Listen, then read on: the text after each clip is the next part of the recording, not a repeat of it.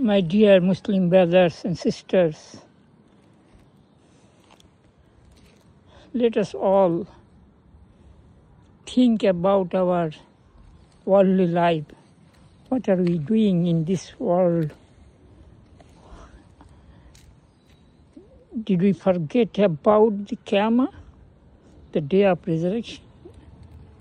Or we are remembering it?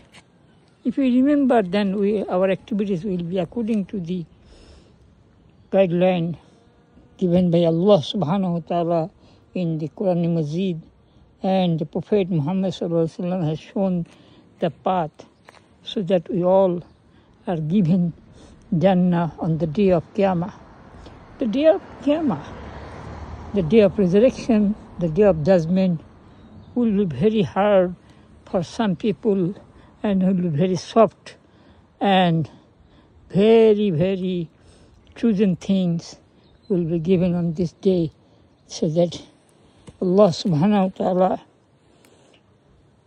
have chosen this for us. Let us all practice our worldly life following this Quran and Hadith, so that we all are given Jannah on the day of Qiyamah.